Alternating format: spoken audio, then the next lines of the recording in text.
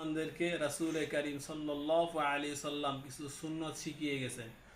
যখন আমরা খাবার খেতে যাব, আমাদের সামনে যখন খাবারটা চলে আসবে, তখন আমরা একটা দোয়া করব, আল্লাহুম্মা বারিক লানা ফিমা রাযাকতানা ওয়া কিনা আযাবান নার।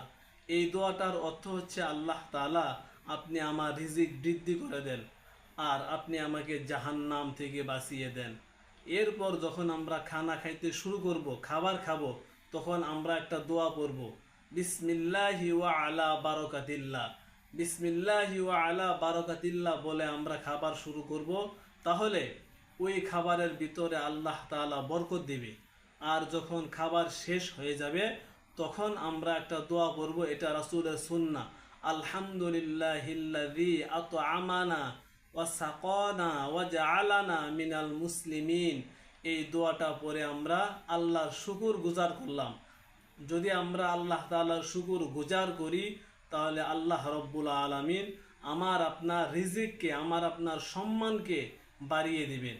এরপরে আমরা যদি কারো ঘরে বা অন্যজন আমাদেরকে দাওয়াত দিয়েছে, অথবা বিবাহর দাওয়াত দিয়েছে, অথবা আপনার যে কোনো দাওয়াত দিয়েছে, যে কোনো অনুষ্ঠানে আপনি যখন যাবেন, খেতে যাবেন, তখন একটি দোয়া পড়বেন, আল্লাহুম্মা আত'ইম মান আত'আমানি ওয়াসকি মান সাকানি।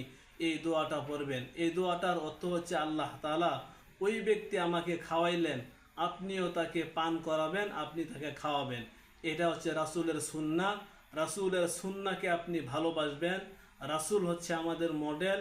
রাসূল করিম সাল্লাল্লাহু আলাইহি সাল্লামকে যদি আপনি ভালোবাসতে পারেন, তাহলে আপনি আল্লাহ তাআলার ভালোবাসা পেয়ে যাবেন। আর আল্লাহর ভালোবাসা পেয়ে গেলে আপনি জান্নাতের পথ ইনশাআল্লাহ পেয়ে যাবেন। আল্লাহ তাআলা আমাকে আপনাকে সঠিক বুঝ দান করুন।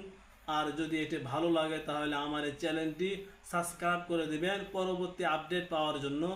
এই চ্যানেলে আপনারা ইসলামিক সব দোয়া কালামগুলো আপনারা পাবেন। আল্লাহ তাআলা সবাইকে আমল করা তৌফিক দান করুন। কাটো।